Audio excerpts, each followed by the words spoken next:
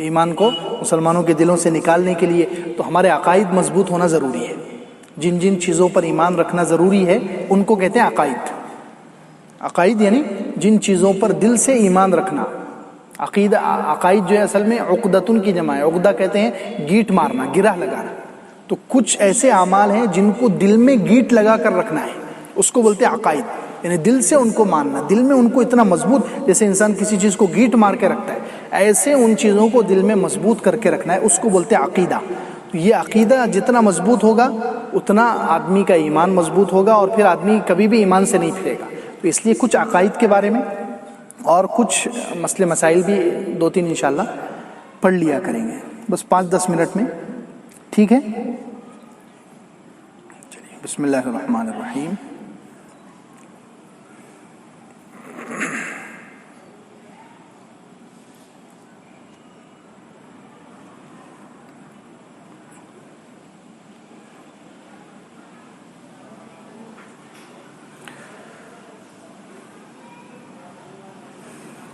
سب سے پہلا عقیدہ اللہ کی ذات. اس عقیدے کے بارے میں 61 آیتیں اور 4 حدیثیں ہیں. آپ ہر ایک کی تفصیل دیکھیں. اس وقت کچھ لوگ ناستک بن رہے ہیں، ہو رہے ہیں نا، ناستک لوگ بن رہے ہیں.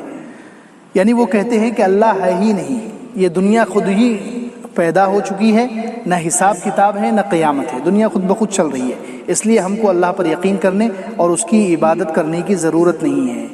یہ مصیبت تمام آسمانی مذہب والوں کے لیے ہے. اس لیے میں نے ان آیتوں کو پیش کیا جس سے معلوم ہو کہ اللہ ہے، اسی نے پوری کائنات کو پیدا کیا ہے اور وہی سب کو ختم کرے گا اور قیامت لائے گا اور سب کا حساب لیا جائے گا، اور جو ایمان کے ساتھ جائے گا اس کو جنت دی جائے گی، اور جو بغیر ایمان کے مرے گا وہ جہنم میں داخل کیا جائے گا. سب سے پہلے اللہ کا ذاتی نام. ذاتی نام اللہ ہے، باقی نام صفاتی ہے. لفظ اللہ یہ اللہ کا ذاتی نام ہے. اللہ کا ذاتی نام کیا ہے؟ اللہ. باقی جو 99 جو نام ہیں وہ سب صفاتی نام ہے. الرحمن، الرحیم، یہ اللہ کی صفتوں کے اعتبار سے اللہ کے نام رکھے گئے ہیں. جیسے ایک نام ہے رزاق. یہ اللہ کا نام کیوں رکھا گیا؟ کیونکہ وہ روزی دینے والا ہے. رزاق کہتے ہیں روزی دینے والے کو. تو روزی دینے کی وجہ سے یہ صفت اللہ کے اندر ہے کہ وہ سب کو کھلاتے ہیں، سب کو پلاتے ہیں، سب کو روزی دیتے ہیں. اس وجہ سے یہ اللہ کا نام ہے رزاق، ورنہ اصل ذاتی نام اللہ کا اللہ ہے. دیکھیے قرآن میں ہے قل اللہ خالق کل شیء وهو الواحد القہار. آپ کہہ دیجئے اللہ خالق کل شیء، اللہ ہر چیز کا پیدا کرنے والا ہے اور وہ اکیلا سب پر غالب ہے. سبحانہ هو اللہ الواحد القہار. یہ بتا رہے ہیں کہ قرآن میں کئی جگہ اللہ کا ذاتی نام آیا ہے.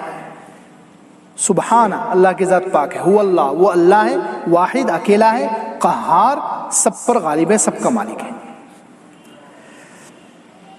دوسرا عقیدہ اللہ کے بارے میں، اللہ ہمیشہ سے ہے اور ہمیشہ رہے گا. اللہ ہمیشہ سے ہے اور ہمیشہ رہے گا. اللہ اس ذات کو کہتے ہیں جو ہمیشہ سے ہے اور ہمیشہ رہیں گے. اس کی کوئی ابتدا نہیں اور اس کی کوئی انتہا نہیں. اس کی دلیل یہ قرآن کی آیت ہے 27 پارے میں هو الاول والآخر والظاہر والباطن وهو بكل شيء علیم. اللہ ہی اول بھی ہے سب سے پہلے، اللہ آخر بھی ہے، اللہ ظاہر بھی ہے، اللہ باطن بھی ہے، اور وہ ہر چیز کو پوری طرح جانتا ہے. کل شیء ہالک الا وجہہ، یہ دوسری آیت. ہر چیز ختم ہونے والی، ہلاک ہونے والی ہے سوائے اللہ کی ذات کے. حدیث میں بھی ہے، مسلم شریف کی حدیث ہے اللہم انت الاول فلیس قبلک شیء وانت الآخر فلیس بعدک شیء وانت الظاہر فلیس فوقک شیء وانت الباطن فلیس دونک شیء. اے اللہ آپ ہی اول ہیں، آپ سے پہلے کچھ بھی نہیں. آپ ہی آخر ہیں، آپ کے بعد کچھ نہیں. آپ ظاہر ہیں، آپ کے اوپر کچھ نہیں. آپ باطن ہیں، آپ کے علاوہ کچھ نہیں. ان آیتوں اور حدیثوں میں آیا ہے کہ اللہ ہمیشہ سے ہے اور ہمیشہ رہیں گے.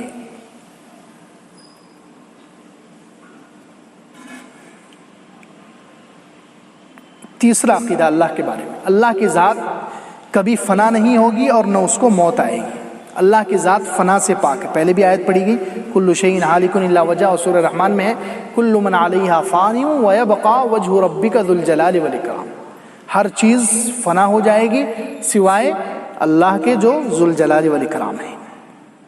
تو اللہ کی ذات کو کبھی فنا نہیں آئے گی اور نہ اللہ کو موت آئے گی. ایک جگہ فرمایا وَتَوَكَّلْ عَلَى الْحَيِّ الَّذِي لَا يَمُوتُ، تم اس ذات پر بھروسہ کرو جو زندہ ہے، جسے کبھی موت نہیں آئے گی۔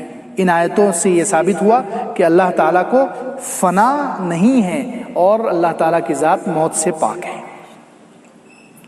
اب حیات کی 4 قسمیں ہیں۔ زندگی، اللہ زندہ ہے تو زندگی کی 4 قسمیں ہیں۔ دیکھو، ایک اللہ کی حیات ہے، ایک اللہ کی زندگی کہ اس میں کبھی فنا نہیں ہے، اس میں موت نہیں ہے، وہ ہمیشہ سے ہے اور ہمیشہ رہے گی۔ یہ اللہ کی زندگی، اللہ کی حیات ایسی ہے کہ وہ ہمیشہ سے ہے، ہمیشہ رہے گی، اس پر کبھی موت نہیں ہے۔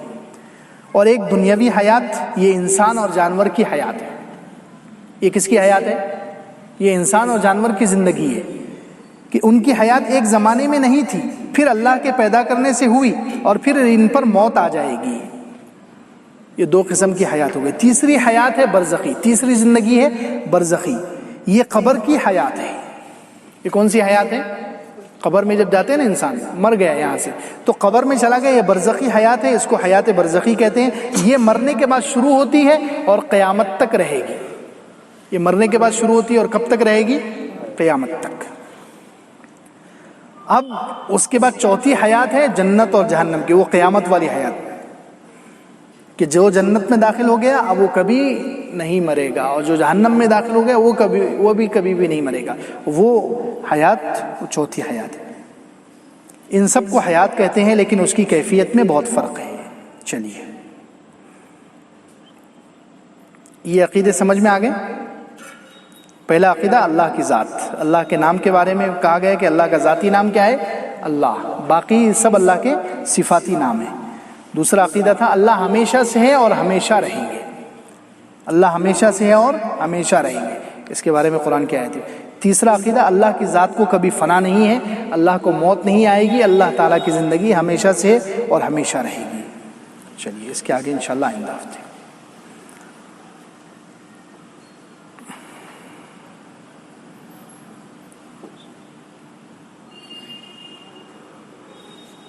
اب مسئلے مسائل میں بھی 2-3 مسئلے سن لیں انشاءاللہ، پھر بس 5-7 منٹ میں ختم کر دیں گے۔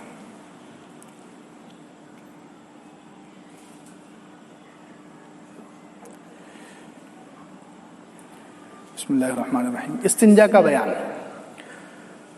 اسلام کی یہ خصوصیت ہے کہ اس میں زندگی کے ہر شعبے سے متعلق رہنمائی موجود ہے۔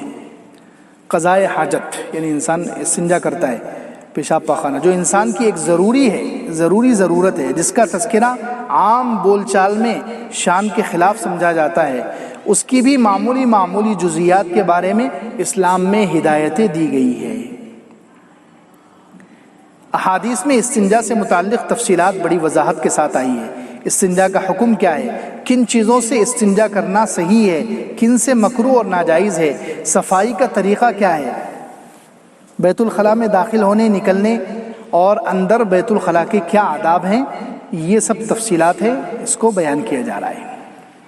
سب سے پہلے استنجا کا حکم۔ استنجا کے معنی پیشاب پاخانے کی جگہ سے یا تو نجاست کو مکمل طور پر دور کر دینا، پیشاب پاخانے کی جو جگہ ہے وہاں سے نجاست جو نکلی ہے اس کو بالکل دور کر دینا۔ یہ صورت پانی یا پانی جیسی کوئی بہنے والی چیز سے حاصل ہو سکتی ہے، یا نجاست کو بڑی حد تک گھٹانا اور کم کر دینا۔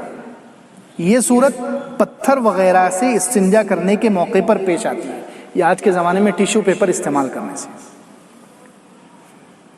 رسول اللہ صلی اللہ علیہ وسلم سے پانی اور پتھر سے الگ الگ موقعوں پر استنجا کرنا ثابت ہے۔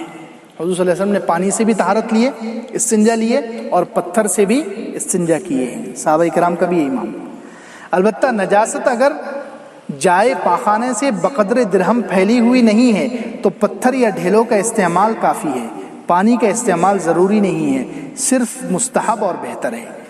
یعنی جہاں جو پاخانہ انسان کرتا ہے اس کی جو جگہ ہے اس سے وہاں پر نجاست بہت زیادہ پھیلی ہوئی نہیں ہے تو پھر پتھر سے بھی یا ٹیشو پیپر بھی استعمال کرے تو چلے گا، لیکن اگر بہت زیادہ جگہ پر پھیل گئی ہے تو پھر پانی سے دھونا ضروری ہے، یہ بتا رہے ہیں۔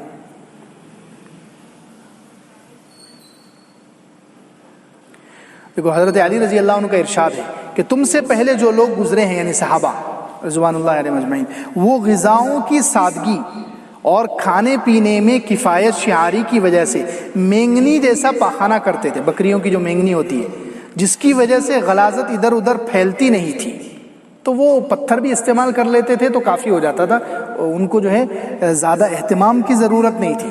لیکن تم لوگ ایسا پاخانہ کرتے ہو جو ادھر ادھر پھیل جاتا ہے. حضرت علی رضی اللہ عنہ بول رہے ہیں اس لیے تم لوگ صرف پتھروں پر بس نہ کرو بلکہ پانی بھی استعمال کیا کرو.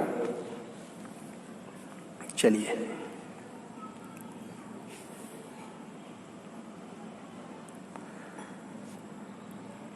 استنجا کے آداب، اب یہ سب دلیل کے ساتھ انشاءاللہ بیان کیا جا رہا ہے تاکہ ہمارے ذہن میں رہے کہ ہم جن چیزوں پر عمل کرتے ہیں الحمدللہ وہ سب جو ہے قرآن سے ثابت ہے، حدیثوں سے ثابت ہے، صحابہ سے ثابت ہے. ہمیں اپنے دین پر اور اپنے جو اعمال ہیں ان پر مکمل اطمینان ہو، یقین ہو کہ ہم جو کر رہے ہیں صحیح کر رہے ہیں، اس میں کوئی بھی غلطی نہیں ہے. چلیے استنجا کے آداب. حاجت کو دور کرنے کے لیے سب سے پہلا ادب استنجا کے، یہ سب آداب حدیث سے بتائے جا رہے ہیں. کس سے بتائے جا رہے ہیں؟ حدیث سے. پہلا ادب رفع حاجت کے لیے ضرورت کے لیے ایسی جگہ تلاش کرنی چاہیے جہاں انسان کی نظر نہ پڑے. ضرورت کے لیے ایسی جگہ تلاش کرے جہاں انسان کی نظر نہ پڑے، دوسرا کوئی دیکھے نہیں. گھر میں بیت الخلاء پردے والا ہونا چاہیے اور کھلے میدان میں ہو تو اسے چاہیے کہ دور نکل جائے. حضرت جابر بن عبداللہ رضی اللہ عنہ سے روایت ہے کہ نبی کریم صلی اللہ علیہ وسلم رفع حاجت کے لیے دور تشریف لے جاتے یہاں تک کہ کوئی شخص آپ صلی اللہ علیہ وسلم کو دیکھ نہیں پاتا تھا. یہ ابو داؤد کی روایت ہے. پہلا ادب ہے کہ ایسی جگہ استنجا کرو کہ کوئی دوسرے انسان کی نظر نہ پڑے. دوسرا ادب ضرورت کے وقت اپنے پاس کوئی ایسی چیز نہیں رکھنی چاہیے جس پر اللہ تعالیٰ کا نام لکھا ہوا ہو. حضرت انس رضی اللہ عنہ سے روایت ہے کہ نبی صلی اللہ علیہ وسلم کے ہاتھ میں ایک انگوٹھی ہوا کرتی تھی جس پر محمد الرسول اللہ لکھا ہوا تھا. جب آپ صلی اللہ علیہ وسلم بیت الخلاء جاتے تو اسے اتار دیتے. یہ ابو داؤد شریف کی روایت ہے. تو دوسرا ادب کیا معلوم ہوا کہ جب ضرورت کے لیے انسان جائے تو اپنے پاس کوئی بھی ایسی چیز نہیں ہونی چاہیے جس پر اللہ تعالیٰ کا نام لکھا ہوا ہو، لیکن یہ اس شکل میں ہے کہ وہ اللہ کا نام لکھا ہوا نظر آ رہا ہو. کیا آ رہا ہو؟ نظر آ رہا ہو. جیسے حضور صلی اللہ علیہ وسلم کی انگوٹھی جو تھی وہ اوپر تھی اور نظر آتا تھا محمد رسول اللہ لکھا ہوا. لیکن آج کل جیسے موبائل میں کچھ ہوتا ہے، دینی کتاب ہوتی ہے، قرآن ہوتا ہے، لیکن وہ جو ہے اندر ہوتا ہے، اوپر کی جو اسکرین ہے اسکرین پر نہیں ہوتا، اور موبائل بھی کھلا ہوا نہیں ہوتا. جب آدمی استنجا کے لیے جاتا ہے تو وہ جیب کے اندر ہوتا ہے، اور وہ موبائل کے اندر بھی کتابیں وغیرہ یا دینی چیزیں بہت اندر کے فائل میں ہوتی ہے. تو اس لیے ایسی کوئی چھپی ہوئی چیز ہے جو نظر نہیں آ رہی ہے اللہ تعالیٰ کا نام وغیرہ، تو وہ لے جا سکتے ہیں. تعویذ کسی نے پہن لیا ہے، اب وہ تعویذ جو ہے پنی میں لپٹا ہوا، اس کے اوپر کالا کپڑا لپٹا ہوا ہے، تو وہ تو اللہ کا نام نظر نہیں آ رہا، تو ایسی چیز لے کر چلے گئے تو کوئی حرج نہیں ہے. تیسرا ادب رفع حاجت کے لیے بیت الخلاء میں داخل ہوتے وقت پہلے بایاں پاؤں رکھنا چاہیے اور پھر سیدھا. اس کے بعد یہ دعا پڑھنی چاہیے، اللہم انی اعوذ بک من الخبث والخبائث. اے اللہ میں نر اور مادہ ناپاک روحوں سے تیری پناہ مانگتا ہوں. یہ روایت بخاری شریف میں ہے. چلیے یہ 4 ادب ہو گئے. اس کے بعد انشاءاللہ آئندہ ہفتے. الحمدللہ رب العالمین، سبحان ربی العلی الاعلی الوہاب، والہکم الہ واحد لا الہ الا هو الرحمن